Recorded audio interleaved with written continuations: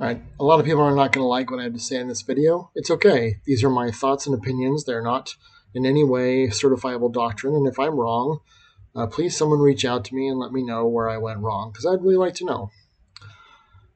A lot of people who share my beliefs and perspective have a big problem with the modern transmutation of the marriage dynamic, where in our obsession with equality, the movement went beyond equality and equal rights and opportunities and tried to make men and women the same.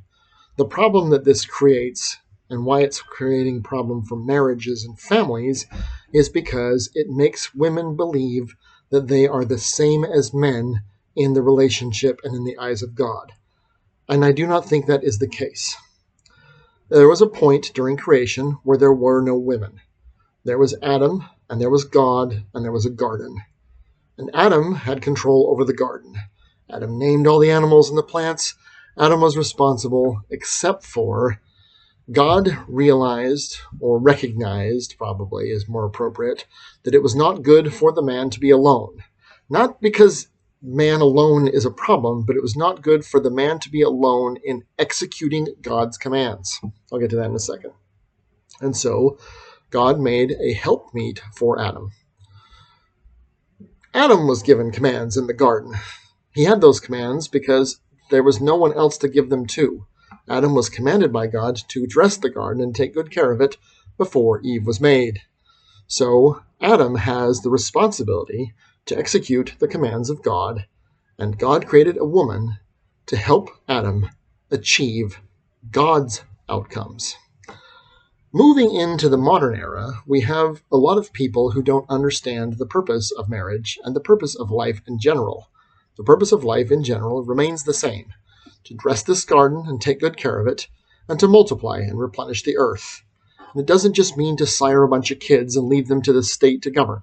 It means that you take care of everything in the garden, especially the parts that you helped to create. Okay, because Adam didn't create any of this, but he did play a role in the creation of perhaps the most important things in the garden: a family, a human family, and our family. So we have people who believe that they ought to be in charge. There are men who believe that they have a right, because of this circumstance, to dominate and dismiss women completely. And there are women who believe that because they were made last, that they're the best thing God made, and therefore superior to the men with whom they are supposed to take care of God's commands. Both of those are equally illegitimate. The second one is disturbingly on the rise. In any organizational structure, there is ultimately one person who's in charge. There is one captain on a ship. There is one boss at a firm. There is one president of a company or a country or a school. And then there are a series of other individuals who play a significant, distinctive, but advisory role in the accomplishment of the outcomes of that organization. You can have anywhere from one vice president, like the United States has, to 12 vice presidents like we have here, for whatever reason, because apparently our president is so incompetent he needs more vice presidents than the country in order to run a school of 250,000 students. But that's not the issue here. The issue is that they are not the president. When God gave the commands, there was only one person to whom to give them. The commands and the responsibility were given to Adam, and he was made to have dominion over all the things that God had created on the earth, and he was made accountable for them. Eve was created to help him achieve God's orders and God's outcomes. Eve was not created to help Adam fulfill Adam's dreams, and Eve was certainly not created so that Adam could help Eve achieve hers. Adam is in charge not because he's better, or because he's bitter, or because the women don't matter, but because what actually matters is neither what Adam wants nor what Eve wants, but what God expects and requires of man and woman working together. God's commands are to dress this garden and take good care of it, and multiply and replenish the earth. And the man is accountable to God for those things.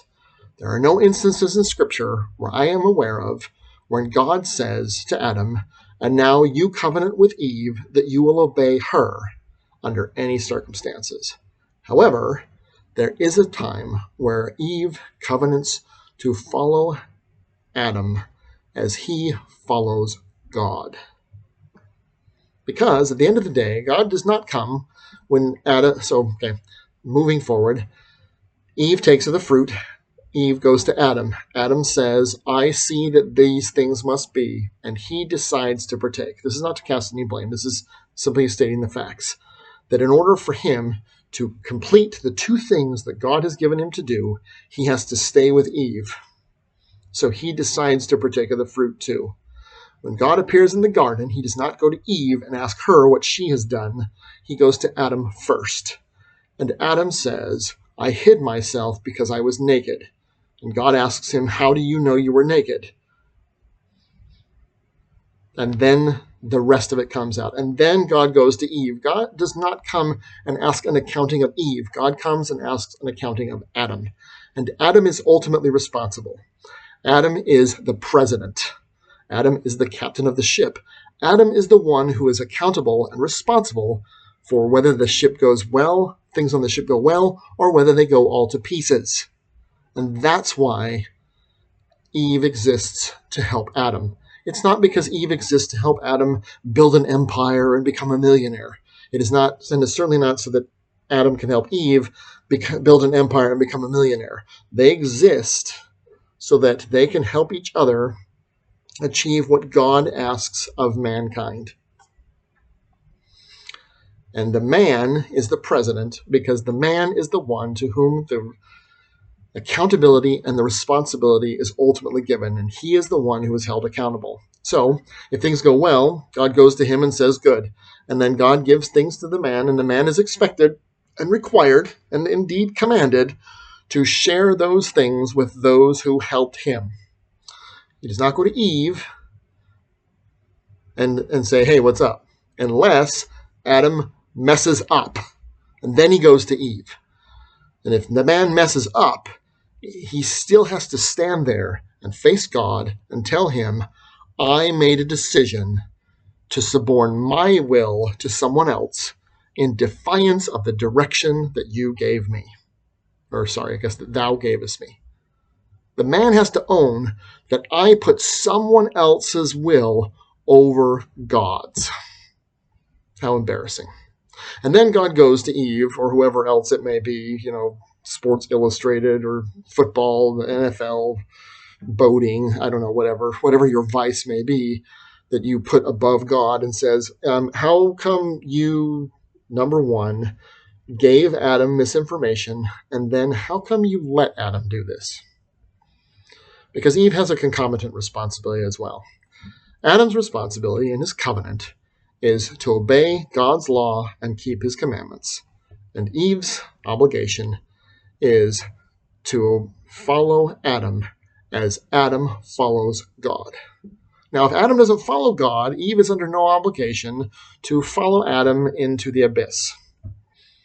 In too many cases, we have Adams who are trying to do what is right, even if they're doing it the wrong way, according to the woman, or the less efficient way, according to the woman, where the woman then tries to usurp authority and responsibility over the man and then control him. I see so many families where the woman wears the pants and the man is reduced to no more than a figurehead at best, and at worst, to a source of funding for whatever the woman imagines that she should make the world into being. Let's go back to the bigger problem here of marriage and families. We have a lot of men who are not marrying because they realize that women do not see them as a helpmeet, that women do not see them as an intermediate between them and God, that women do not see them as legitimate, and that women think somehow they are strong, independent women who don't need no man, which is expressly contrary to what God has told us. And so men don't want to marry women who are like that. Even the women who are willing to get married do not often treat their husbands as if those husbands have any authority even when the husbands are trying the best they know to do the right thing. So here's how I believe it ought to be. This is probably why I'm single. I believe that God gives the commands, and they're very simple, and the man is expected to find a way that he is okay with, that he's capable of executing God's commandments to dress this garden and multiply and replenish the earth. And it is the woman's responsibility to provide feedback to the man's decisions, to provide correction, to provide direction, but ultimately to provide support. In any kind of leadership, once the decision by the leader is made, it is now the responsibility of all of those who are under that person's command and who are accountable to that person to get in line with the decisions made, even if they disagree with the decisions made or the reasons why or the way in which the decision is supposed to be executed. If you don't do that in certain circumstances, it's called mutiny. And in certain cases, it's also called rebellion.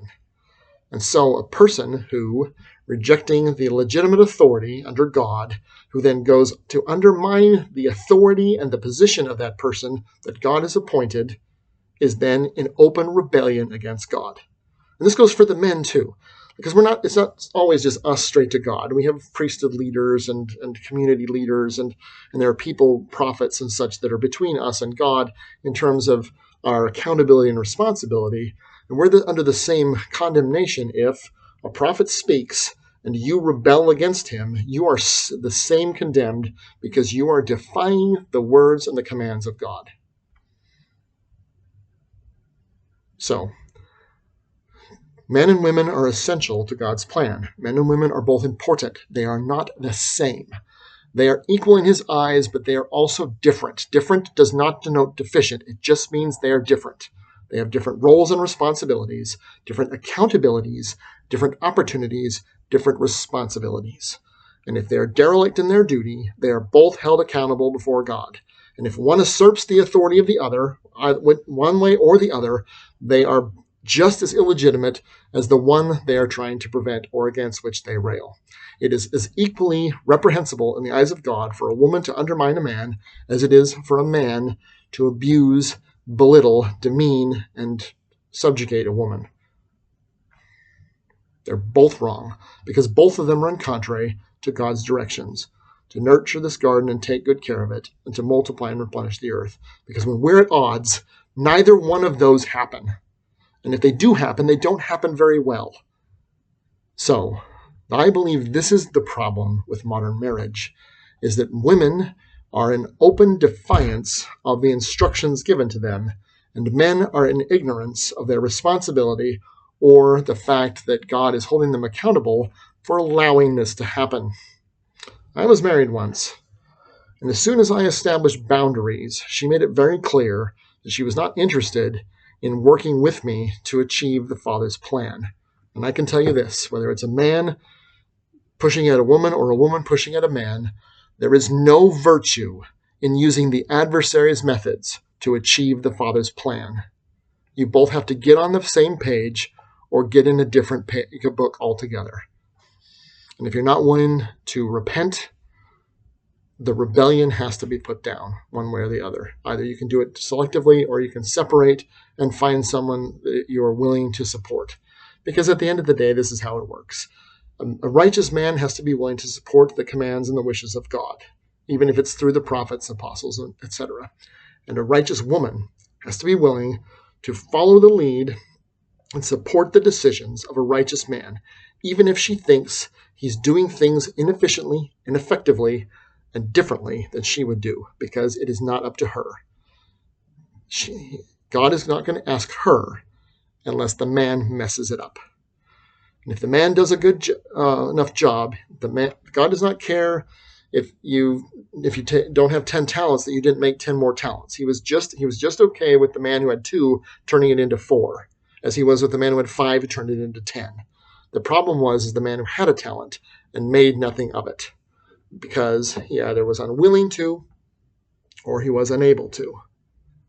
Because they have to share the same vision or the marriage cannot endure and it cannot be productive. This is a big problem we're going to face moving forward because we have a lot of people who think that men and women are the same. They are not. They think that the roles and responsibilities are the same. They are not. And that God looks at them the same. He does not. He looks at us with a different degree of accountability than he does at them. But if they undermine our position, then they are under his condemnation. That's probably the best way to say it. And that's what we learn from the story of Adam and Eve. If you don't agree with this, I get it. This will probably be my least liked video possibly ever of all time. If I'm wrong, I invite someone who knows more about this than I do to school me, because this is as I understand it. And maybe one day I'll understand it differently. Till then, I do wish you happy, healthy life. I wish you love and success. Godspeed.